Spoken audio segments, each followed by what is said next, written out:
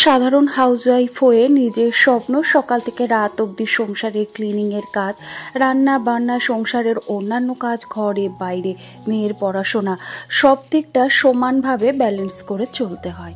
আর তারপর গিয়ে কিন্তু সকলের কাছে আপনি ভালোও হতে পারেন অথবা খারাপ হতে পারেন। এত কিছু করার পর, সমস্ত দায়িত্ব কর্তব্য মেনে চলার পর তবে গিয়ে হয়তো একটুখানি সুনাম অর্জন করলেও করতে পারেন যে একজন ভালো বৌমা অথবা একজন ভালো মা। তবে এই দুটির মধ্যে কোনোটি আমি হতে পেরেছি কি না আমি নিজেও জানি না। তো হ্যালো এভরিওয়ান, গুড মর্নিং। কেমন আছেন সবাই? আশা করি সবাই খুব ভালো আছেন আর আমরাও ভালো আছি। আমার আরও একটি নতুন ব্লগে আপনাদের সবাইকে স্বাগত জানাই। সকালবেলাতে সোনা পড়তে যাওয়ার পরে ওই ঘরটাও ফাঁকা পড়েছিল, তাই ভাবলাম একেবারে গুছিয়ে ফেলি, কারণ সোনা যতক্ষণ বাড়িতে থাকে ওই ঘরেই বসে থাকে, তো ওই জন্য আমি ওই ঘরটা সচরাচর সকালবেলায় আর কি পরিষ্কার করতে পারি না। তবে বেলার দিকে ও যখন ওই ঘর থেকে পাশের রুমে যাই তখন কিন্তু আমি ওটা পরিষ্কার করে নিই। তো এদিকেও দেখলাম সোনার বাবাও ঘুম থেকে উঠে পড়েছে। আর সোনার বাবা যতদিন বাড়িতে থাকে ও সকালবেলায় যতক্ষণ ঘুমায় ততক্ষণ আমি আর ওকে ডিস্টার্ব করি না। ও উঠে যাওয়ার পরে তারপরে সমস্ত কিছু করি। তো আজকে দেখলাম দুটো ঘর একসাথেই ফাঁকা পড়ে রয়েছে, তো ওই জন্য একেবারে পরিষ্কার পরিচ্ছন্ন করে নিলাম। আর এদিকে কিন্তু সোনার বাবা উঠে ফ্রেশ হয়ে তাকেও চা করে দিয়েছি, সে খাওয়া দাওয়া করে একটু বেরোচ্ছে। আর এদিকে আমি আর মা এখন খেতে বসেছি জল খাবার, মানে মুড়ি, কলা, আখের গুড় এইসব। তবে আজকে না কলাটা নেই, আজকে এমনি মুড়ি আর গুড় দিয়েই আমরা খেয়ে নিচ্ছি। আর বাবাকে আর সোনার বাবা দুজনই কিন্তু খাওয়া দাওয়া করেছে, দুজনকেই কিন্তু রুটি করে দিয়েছিলাম। তো রুটি আর ওরা মিষ্টি ছিল সেটা দিয়ে খেয়েছে। তো খাওয়া দাওয়া করার পরে সোনা এখনও বাড়িতে তো আসেনি, তো তার আজকে মানে পড়া রয়েছে, সে পড়ে তারপরে আসবে। আর এদিকে এই যে আমি সমস্ত জামাকাপড় যেগুলো কাচা ধোয়া করার ছিল সমস্তটাই সকালবেলায় কাচা ধোয়া করে ছাদে মেলে দিয়ে গেলাম। তবে এটাই লাস্ট না, এরপরে আরও কিছু কাচার রয়েছে, তবে সেটা এখন আর কাচবো না, সেটা স্নানের আগে কেচে নেবো। তো এখন এই এতগুলো জামাকাপড় নিচে মেলার জায়গা নেই, তো ওই জন্য কিছুটা করে কেচে ছাদে মেলে দিলাম, কারণ আজকে রোদের তাপটা প্রচণ্ড পরিমাণে রয়েছে। এখন যদি কেচে দিই তাহলে কিন্তু সুন্দরভাবে শুকিয়ে যায়। তো ওই তো চাদর, মায়ের একটা শাড়ি, আরও কিছু জামাকাপড় ছিল, সমস্তটাই কাচা ধোয়া করে নিয়েছি। যদিও আমার প্রচুর কাচা ধোয়া বেরোয়, কারণ আমার তো এমনিতেও ওয়াশিং মেশিন নেই, কিন্তু হাতেই কাচি।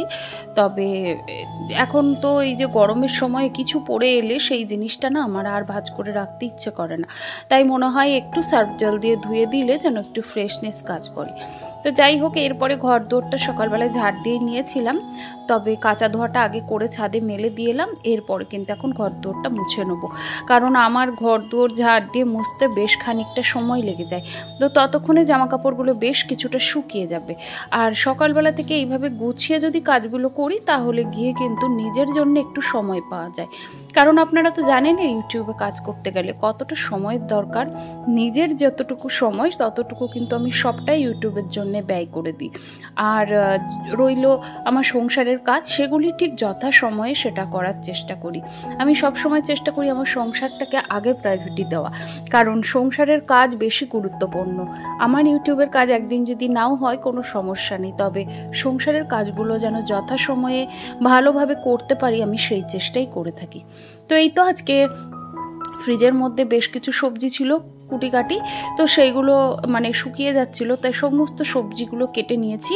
তো এটা দিয়ে একটা পাঁচমিশালি চচ্চড়ি করব, যেটা একরকম ভোগের ল্যাবড়ার যে রেসিপিটা হয় সেরকমভাবেই করব। তো আমি সমস্ত সবজি কেটে নিয়েছি, ওই বরবটি, পটল, আলু, গাজর, বিনস, তারপরে হচ্ছে বেগুন, যা যা থাকে আর কি। এর মধ্যে আপনারা মূলো আরও অনেক কিছু দিতে পারেন, এর মধ্যে কফির ডাটাও ছিল, সেটাও দিয়ে দিয়েছি। তো সব কিছুকে এই যে ভালো করে কেটে বেছে ধুয়ে নিয়েছি। তেলের মধ্যে 5 ফোড়ন শুকনো লঙ্কা ফোড়ন দিয়ে সমস্ত সবজিগুলো নুন হলুদের সাথে এখানে কষতে দিয়েছি। ঢাকা চাপা দিয়ে রেখেছি বেশ কিছুক্ষণ, ওটা কষে যাক, ততক্ষণে একটা মশলা রেডি করে নেবো। এর মধ্যে 1 কুচি আদা, একটু টমেটো, আর রয়েছে ধনেপাতা, কাঁচা লঙ্কা, সামান্য একটু জিরে, সমস্ত পেস্টটা একসাথে করে নিলাম। আর মূল উপকরণ হচ্ছে ধনেপাতা, কারণ ভোগের লেবড়া অনেকে অনেক রকম করে, তবে আমি আমার মায়ের রেসিপি করছি, আমার মা কিন্তু এইভাবেই করতেন। তো একটু একটু বেশি পরিমাণে ধনেপাতাটা নিয়েছি, আর ধনেপাতাটা কিন্তু আমি এইভাবে বেটে দেবো, এতে কিন্তু ল্যাবড়ার টেস্টটা অনেকটা ভালো হয়। এইরকম করেই কিন্তু আমি লক্ষ্মী পুজোর দিন ল্যাবড়া করি, তবে সেই দিনতে আপনাদের সাথে শেয়ার করে উঠতে পারিনি। তবে তার মধ্যেও আমাকে আমার এক দিদিভাই বলেছিল যে ল্যাবড়াটা দেখতে খুব সুন্দর হয়েছে, তো আমি এইভাবেই করি, এইভাবে করলে বেশ ভালো হয়। তো মশলাটা দিয়ে জল দিয়ে বেশ কিছুক্ষণ রেখে দিয়েছিলাম, তারপরে সামান্য একটু চিনি দিয়ে ভালো করে জলটা শুকিয়ে নেবো, দেখবেন চারপাশ থেকে তেলটা ছেড়ে এসছে। এরপরে কিন্তু আমি এটা নামিয়ে নেবো। তো এটা ভাত, খিচুড়ি, আমার তো রুটি, লুচি, পরোটা সব কিছুর সাথে এই তরকারিটা ভীষণ ভালো লাগে। আমি জানি না কার ভালো লাগে, তবে আমার খুব ভালো লাগে, লুচির সাথে এই তরকারিটা ভীষণ ভালো লাগে। তো যাই হোক, এই তো করে নিলাম। তো এই সবজিটা আমার হয়ে গেছে, ওটা নামিয়ে রেখে মাছের ঝোলটা বসিয়েছি, কারণ আপনারা তো জানেনই আমার বাড়িতে নিরামিষ খাবার কিন্তু চলে না। কারণ আমি, আমার সোনা, আমরা নিরামিষ খেতে পারলেও আমার শ্বশুর শাশুড়ি মা এরা দুজনে কিন্তু খেতে পারে না। তো আমার হাজব্যান্ডও মাঝে মধ্যে রাগ করে যে প্রত্যেক দিন মাছ ঠিক ভালো লাগে না। তবে ও একটা সময় ছিল যখন মাছ ছাড়া ভাত খেতে পারতো না।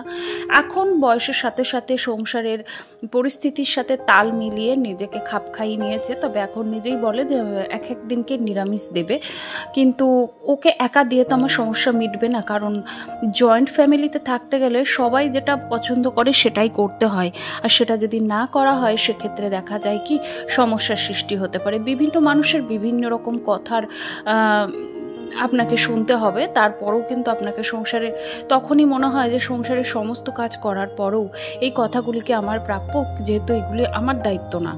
তো সব কিছু মিলিয়ে জয়েন্ট ফ্যামিলিতে থাকতে গেলে সবার সাথে মোট কথা ব্যালেন্স করে চলতে হয়। তো যাই হোক, ওইদিকে রান্নাটা বসিয়ে দিয়েছি। আজকে এনেছিলাম বাটা মাছ, আলু বেগুন দিয়ে মাছ।